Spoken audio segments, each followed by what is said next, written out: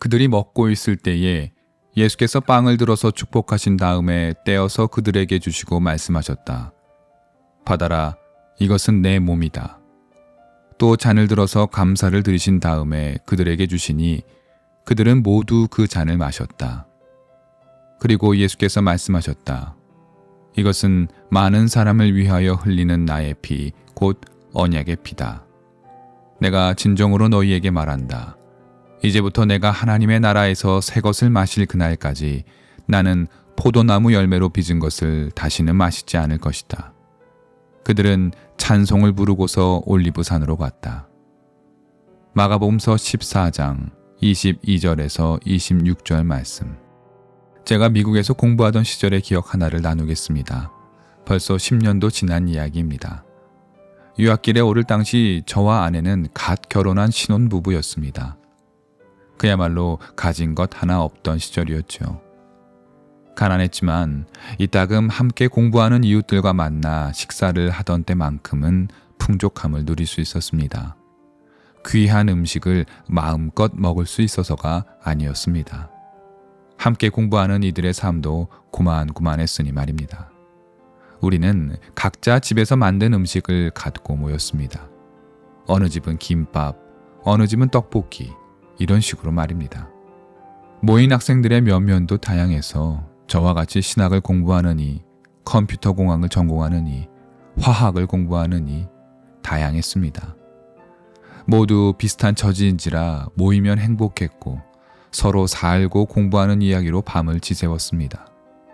각자가 만들어 온 음식들, 살아가는 이야기, 힘겨운 시간을 보내며 나누는 위로가 가득했으니 그야말로 풍성한 식탁이 아닐 수 없었습니다. 얼마 전 그때 함께 식탁 교제를 하던 지인들과 모일 기회가 있었습니다. 전과 같이 음식을 준비하지는 않았지만 우리는 한 식탁에 모였습니다. 오신 분 가운데에는 거의 7, 8년 만에 보는 분들도 계셨습니다.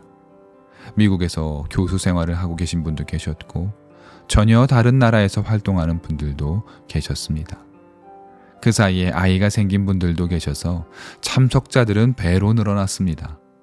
집안은 사람들로 가득 찼습니다. 그런데 다들 수년 만에 만난 탓인지 조금은 어색했습니다. 저희를 알지 못하는 아이들은 낯을 가리며 피하기도 했지요. 아주 짧은 순간 이런 생각이 들었습니다. 오늘 저녁이 전과 같이 즐겁지 못하다면 어쩌지? 그런데 놀라운 일이 벌어졌습니다. 모두가 식탁에 앉아 음식을 나눠 먹고 음료를 마시며 조금씩 이야기가 나오기 시작하더니 이내 왁자지껄하고 웃음소리가 곳곳에서 터졌습니다. 우리의 식탁은 우리가 모두 학생이던 그 시절 10년이 훨씬 지났지만 그 식탁에서만큼은 우리 모두 그 시절 학생들이 되어 있었습니다. 그날 밤이 늦도록 우리의 이야기는 끊이지 않았습니다. 만약 시간의 제약과 체력의 한계가 없다면 동이 틀 때까지도 얘기할 수 있으리란 자신감마저 있었습니다. 자정이 가까워진 때까지 우리는 쉬지 않고 떠들었습니다. 이윽고 가야 할 시간이 되자 우리는 일어나 서로를 끌어안고 마지막 안부를 물으며 짧게 기도하고 헤어졌습니다. 아쉽고 마음 아릿한 기분을 서로가 느끼며 작별 인사를 나누었습니다. 저는 그날의 식탁을 잊지 못합니다. 그 식탁에서 우리는 시간과 공간을 뛰어넘어 친교를 나누었고 사랑을 주고받았습니다. 그 식탁에서 먹고 마실 때 우리는 모두 과거를 떠올리고 추억하며 오늘을 이야기했습니다. 여러분들도 이와 비슷한 경험이 있을 것입니다. 오랜만에 만난 가족이나 친지, 친구들과 잠시 어색한 시간을 맞이했다가 식탁에 앉아 식사하면서 옛 추억을 공유하고 그 추억으로 기쁨의 이야기를 나눌 때 말입니다. 그 순간 그 식탁의 사람들은 모두 하나의 기억을 나누고 그 기억을 토대로 기쁨을 느끼며 또 하루를 살아갈 새 힘을 얻습니다. 성찬의 신비가 이와 같습니다. 일상의 세파에 쫓겨 살아가던 사람들이 한 식탁에 모여 숨을 고르고 빵과 포도주를 나누며 지난 이야기를 추억하고 오늘의 괴로움을 이겨나갈 위로의 말을 주고받을 때 우리는 새 힘을 얻습니다. 이렇게 얻은 힘으로 우리는 다시 세상으로 나아갑니다. 주님의 성찬에는 바로 이런 힘과 의미가 있습니다. 안타깝게도 현대 개신교회는 성찬이 갖고 있는 신비를 많은 부분 잃어버렸습니다.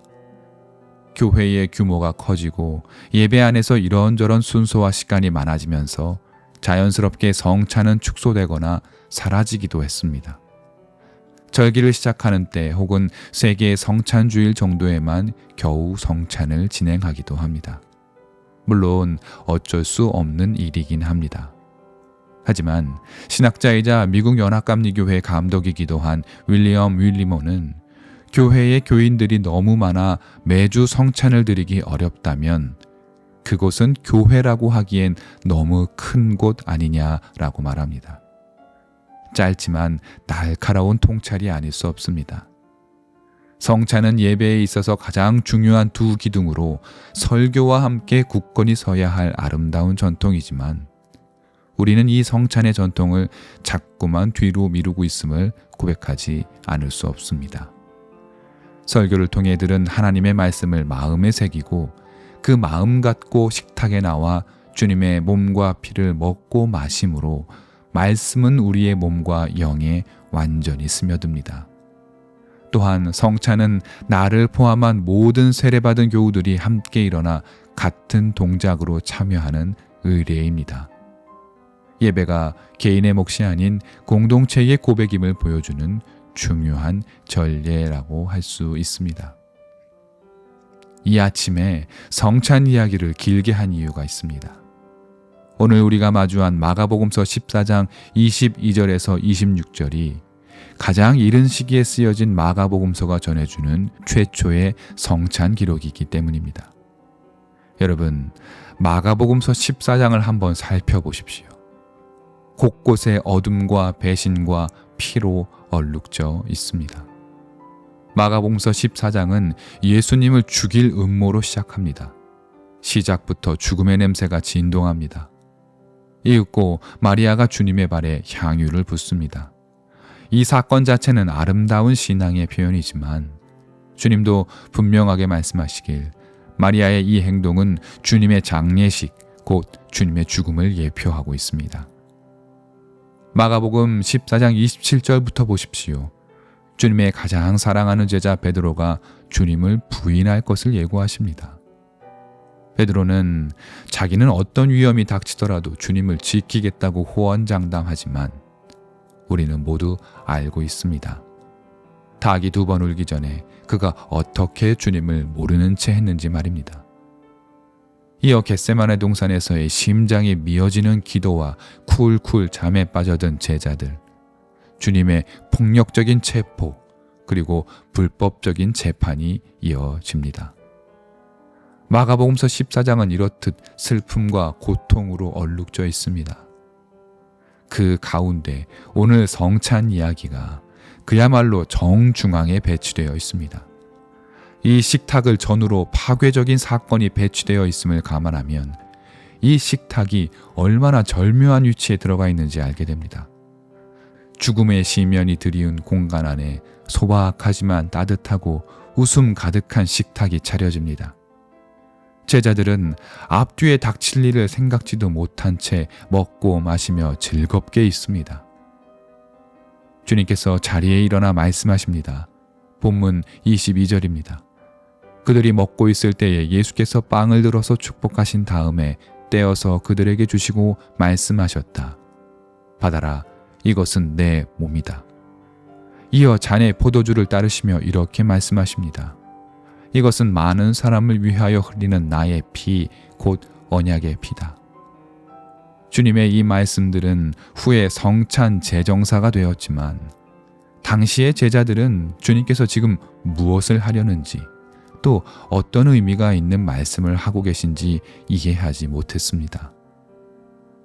아마 장래의 일에 대한 어떤 선언인가 했겠지요. 식사를 마친 마지막 장면도 보겠습니다. 본문 26절입니다. 그들은 찬송을 부르고서 올리브산으로 갔다. 맛있는 음식을 먹고 포도주를 마셔서 기분이 한껏 좋아진 상태에서 찬송을 불렀습니다. 저는 이 찬송이 거룩한 성가라기보다는 술에 취해 큰 소리로 부르는 노래, 음정이고 박자고 아무것도 맞지는 않지만 그야말로 흥과 기쁨이 넘치는 노래라고 생각합니다. 서로 어깨동무하고 흥얼흥얼거리는 제자들은 여전히 몰랐습니다. 이 식탁 뒤에 어떤 끔찍하고 슬픈 사건들이 펼쳐질지 말입니다. 이날 저녁 식탁의 의미를 비로소 깨닫게 된 때에는 주님이 죽고 부활하신 이후였습니다. 제자들은 주님께서 하늘에 오르신 후에야 그날의 의미를 깨닫습니다. 그날 저녁, 그렇게 즐겁고 기쁜 식탁 이후에 주님은 잡히셨고 제자들은 배신하여 도망했고 주님은 십자가에서 죽으셨습니다. 고통스러운 3일의 날이 지난 후 제자들은 부활하신 주님을 만났고 비로소 새로운 시작을 하게 됩니다. 제자들을 중심으로 주님을 기억하는 모임이 시작됐고 이는 교회로 발전합니다. 교회는 주일마다 주님의 말씀을 서로 기억하여 나누며 주님이 자기들에게 하셨던 말씀 그리고 맡기셨던 마지막 명령을 되새기며 자기들이 주님의 사람들 곧 그리스도임을 매주 기억했습니다. 그리고 그날, 그러니까 주님이 잡히시기 전날 밤에 식탁을 예배 가운데에 기념했습니다. 그날 밤 주님이 하셨던 빵과 포도주의 의미를 매 주일 예배 때 반복하며 고통의 기억을 끊고 부활하신 주님의 새로운 약속을 기억하면서 말입니다. 주님의 성찬은 어둠이 온 세상을 뒤덮은 그날 유일하게 밝게 빛나며 기쁨이 있었던 자리였습니다.